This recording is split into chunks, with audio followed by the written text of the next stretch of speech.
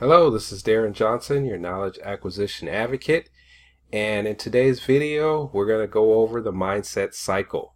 Now this is going to be a four-part series, and this is video number one, but we're going to go over all four components in future videos. So right now we're going to start with your current belief, identifying where you stand now, and in future videos in part two I'm going to do your realistic potential, your action limits, and the mindset cycle. And you can see I have them all grayed out because that's not the focus of this video. Okay, so let's get started. Your income is in direct proportion with the actions you take based on the beliefs you have about your own potential. So that's a nice introductory type of sentence here, just to lay the foundation for how very important mindset is in moving forward in your business. If you don't have a solid mindset moving forward, then you're not going to be successful in your business because the law of attraction will work against you. Whatever you think is correct. If you think you're going to be successful, you're correct. If you don't think you can do this and be successful, you're also correct. Okay, so mindset plays a very important part in being successful in your business.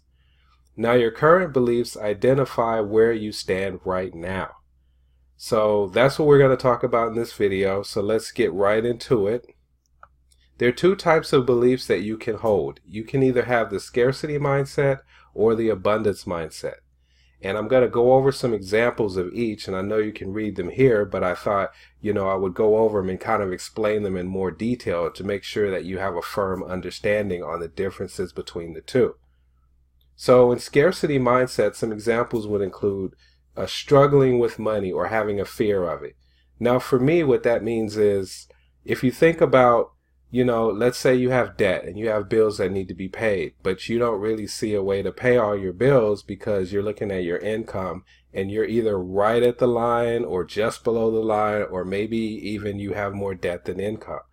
And you're afraid because maybe you have to move money around, or you have to quote unquote rob Peter to pay Paul in order to pay your bills. And so getting a paycheck can be a very stressful point in time for you, because that money is not something that's going directly into your pocket. It goes into your bank account, and then it's probably already accounted for.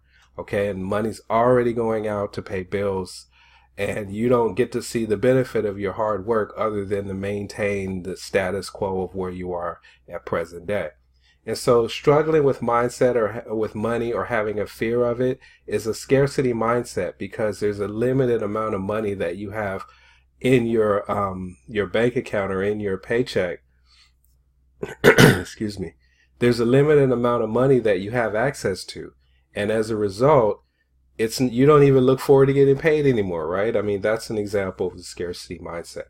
Number two, what if I invest in my business and I don't make any money? I can't tell you how many times I've heard people say that to me when they're looking at building out their own online business. It's a risk, just like anything else in life. I mean, waking up in the morning is a risk. Going to your job is a risk. You could get fired today or tomorrow, depending on what's going on with your company or your boss, or pay cuts, or, budget cutbacks or whatever. So that's a risk. But the question is, are you willing to take a risk for something that's going to help you out and build your own economy moving forward? Are you willing to take a risk for something that can dramatically change your life? So if you're taking all these other risks anyway, why not step into your own power and take a risk and bet on yourself? Okay, but again, that goes back to mindset. We're going to get into that in the abundance part. So let's see, moving on. Number three, if I win the lottery, I'll take that trip. That implies that you need something outside of your realm of control to happen for you. So something almost magical to happen before you'll take a trip, before you'll buy a car, before you invest in buying a house, or whatever that lofty goal is that may be in your vision, but you don't really see how you're going to be able to pull it off. And it's kind of a defeating mindset to have, because you're not taking your power. You're not taking control of your ability to go out and make things happen in your own life. You're kind of letting life happen to you in this mindset as opposed to you taking charge of your life. So that's an example. Number 3, if I win the lottery, I'll take that trip, kind of speaks to those examples, okay? Number 4, the concept of hard-earned money. Just that thought implies that there is a finite amount of money that you can get your hands on, and you got to work super hard to get your hands on it. You got to work twice as hard as somebody else to make the kind of money that you want. And in this day and age, most jobs are requiring us to work harder than we did, 20 or 30 years ago to make the equivalent of the same amount of money. And I know in my field of social work, it's definitely the case. I mean, we have way more paperwork than I've ever had before, more clients than I've ever had before, and the money is still the same. The cost of living increases, but our paychecks do not. So hard-earned money. I work very hard for my money, and that concept is a scarcity mindset, because if you step into abundance, you will see that there's a huge flow of money, and all you have to do is get in front of it. You can see that number 1. There is an abundant, endless supply of flowing money. All I have to do is get in front of where it's flowing. Okay, so you see the difference between that and hard-earned money. Okay, let's see. The next one is, the economy is bad, and that's why I'm broke. No one has money to invest in a business opportunity. No one has money to, to build anything for themselves. No one has money to buy a car. No one has money to buy a house. That's a scarcity mindset. Why? Here's a good example of how you know that's a scarcity mindset. Do you think Apple is worried about people not having money to buy their $1,000 iPhones? Excuse me. Or do you think Coach is worried about people not having money to buy their expensive bags?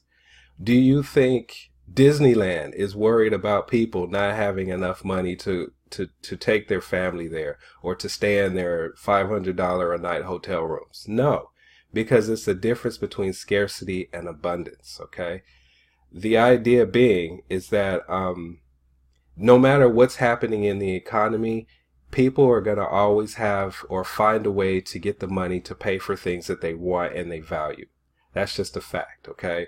People walk around with $300, $500 shoes on because they value that. It means something to them. People drive Mercedes-Benz because it means something to them. People drive Range Rovers because it means something to them. And these are all expensive items, but people find a way to come up with the money for the things that they value the most, okay? Or feel like they're going to get some sort of validation from. Another one, a personal example for me. When my uncle gets out of the poorhouse, I will ... When my uncle gets out of the poorhouse, I will take that trip. When my uncle gets out of the poorhouse, I will buy a new car. When my uncle gets out of the poorhouse, I will go out to that fancy restaurant I have my eye on. Again, scarcity mindset. You need something grand to happen in your life that's outside of your realm of control before you're able to achieve something. The difference between that and abundance is stepping into your own power, recognizing that there's an endless flow of money, and all you have to do is provide somebody with some value that they'd be willing to exchange for your money. Okay, the difference between scarcity and abundance. Number 7. What if I invest in my business and I don't make any money? Okay, I have that down there twice, but we've already kind of gone over that. So now I'm going to move into the abundance mindset examples, because we're already moving on into this video. Number 1, again, there is an abundant, endless supply of flowing money. All I have to do is get in front of where it's flowing. I've talked about that a little bit when I spoke about abundance, but again, just understanding that there's a lot of money to be made, and you just need a small percentage for yourself. When you think about all the money that is circulating in the world, for you to be wealthy would require probably less than 1% of the total amount of money that is you could have access to.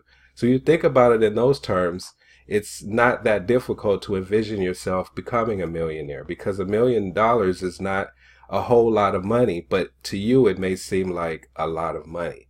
It's all about mindset. And if you can visualize yourself being a millionaire, you can visualize yourself being 5 million, 10 million, 20 million, 30 million, 100 million, whatever. It all goes back to the mindset. Do you have the scarcity mindset or the abundant mindset? And that's the key. Number 2, if you're a spiritual person, You may have said or heard people say, I am blessed and highly favored. This is an abundant mindset, and it implies that everything I touch will turn to gold. No matter what I set out to do, I will achieve. No matter how much money I say I want to make, I'm going to make it, okay? Now, when you think about abundance mindset, I want you to keep your mind on this. Wherever your internal thermostat lies will determine the amount of money that you can make in your business. And I'm going to talk a little bit later about sweet spot, but just hold on to that point for right now. Number 3, the transfer of money is just an energetic exchange of emotions. Again, don't look at the dollar amount, look at the value. If you have something that will solve someone's problem, they will gladly spend whatever money it's going to take to alleviate that pain point, to get access to your solution. Take, for instance, psychotherapy private practice as an example. A good psychotherapist can charge anywhere from $150 to $300. Now, you may think $300 an hour, that is. You may think $150 or $300 an hour is a lot of money. And who's going to pay that? Who has the money to pay that? But people line up to pay that amount of money to a psychotherapist because they want relief from whatever is ailing them in their mind, whatever's causing them discomfort, distress, depression, anxiety. What's going on with their kids? Are their kids anxious, depressed? Are their kids, dealing with social anxiety? Whatever that pain point is that they want relief from, if they believe that you have the ability to help them solve their problems, they will gladly write you a check. And the same thing holds true for your business. If your business is offering a solution to somebody who's come across your website looking for a way to make money and build their own business and be self-employed and work from home and not have the stress and strain of the rat race of a 9-to-5 job, and they believe that your business is the solution to that problem, they will absolutely spend the money that is required to join you in your business, and if they believe that you can help them get to that goal. Okay? So that's why number 3, the transfer of money is just an energetic exchange of emotions. You look at it that way, you could see it's all about offering value in exchange for money. Your solution is more valuable than the $250 it's going to cost me to join you in your business. Number 4, by being financially independent, I can pursue my dreams and be a positive example for those around me.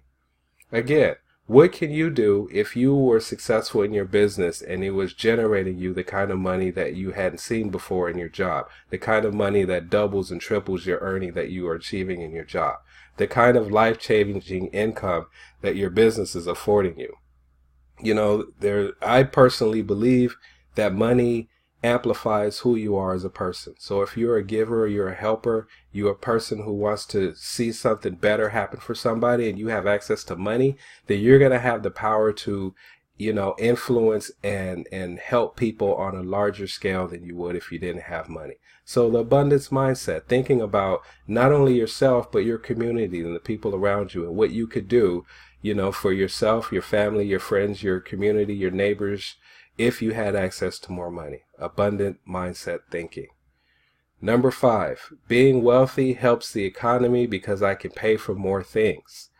Now this is kind of self-explanatory, right? The more stuff you buy, the more commerce you generate, the more people can become employed and they make, more jobs people get hired to perform their jobs. More people get hired because you're stimulating the economy by making purchases. And if you're wealthy and you're sharing the wealth by making purchases, then you're ultimately helping to stimulate the economy and helping maybe even that company stay in business. Who knows, right? So just thinking about it in terms of what can you do for the greater good if you had access to a lot of money. Abundant mindset thinking. Next. If I'm wealthy, I can help more people and those I care about. I kind of touched on that already, so I'm going to move to number 7. Visualizing what you want and getting excited about it coming to you, i.e. like a child at Christmas. So think about a child at Christmas. The Christmas Eve. if you knew that you had a list that you either told Santa about, if you know you were a kid, or your parents or whatever, and you had full confidence that your parents had the means to get you the things on your list, on Christmas Eve you were excited. You had trouble sleeping. You couldn't wait until Christmas morning because you were excited in anticipation for what was going to be yours on Christmas Day. You have to have that same childlike excitement about your business. You have to be excited about the success that you're going to have in your business. And you have to stay excited about knowing that you are offering something to the marketplace that they are going to value, and in return offer you money for your opportunity. And just that excitement level alone is enough to burn that desire inside of you, and that is when you know that you're in your sweet spot. So now I'm just going to talk briefly about sweet spot and what that means. If I told you you could make $10,000 a day in your business, would you believe me? If I told you you could make $10,000 a week in your business, would you believe me? If I told you you could make $10,000 a month in your business, would you believe me? What if I told you could make $10,000 a year in your business, would you believe me? Now I'm giving you examples because one of those categories of numbers should excite you. And whatever it was for you that excited you to the level that you truly believe you could accomplish that, that's your sweet spot. And that's where you want to focus in on moving forward in your business. So for me, my sweet spot is $10,000 a month. I absolutely believe and can get excited about the prospect of making $10,000 per month. So that's my sweet spot, and that's my income goal in my business. So again, you have to decide what your level of belief is for your business. And if it's $10,000 a year, so be it. What if it's $1,000 per year? That's fine. Wherever you are, wherever your sweet spot is where you're going to get started. And as you start to see progress in your business and you build momentum and you start getting sales, your level of belief will increase accordingly. So if you started at $1,000 a year in your belief and you start generating some sales in your business, you may jump to, oh wow, I can see myself making $10,000 this year. Oh, now I see myself making $10,000 this month. I'm doing so well. I've got so much confidence and my belief level is so high that I absolutely know that I can make $10,000 per month in my business. So it happens over time, okay? So I'm going to end this video now because it's almost 20 minutes in. But this is what I wanted to discuss in regards to mindset. And you have to tease this out for yourself before moving forward in any business. Otherwise, you're just wasting your time. You got to get this together first before you can deal with, moving into building out your own online business. Okay, that your mindset is a big part of your success. So in my next video, I'm going to talk to you about your realistic potential. Okay, we're going to go over that. If you like this video and you like the value of it, and if you've come across this video because you were responding to an email that I sent you, then go ahead and click the button below and let's go ahead and click the button below and get more information about what I'm doing and how I can help you build out your mindset and give you a business plan that you can absolutely use to build out your online business. And if you're catching this video on YouTube, then go ahead and click the link in the description below and check out what I'm doing there and learn more about how you can build an online business for yourself. So this is Darren Johnson. I'm your knowledge acquisition advocate. I'm going to continue to give you knowledge and training in my videos, so stay tuned for them. I'm going to be uploading my next video shortly talking about your realistic potential. But until then, have a great and prosperous day, and I will talk to you in the next video. And again, click the button or the link below and lock arms with me. I'd love to work with you and show you how you can do this, build out a business for yourself. Talk to you later.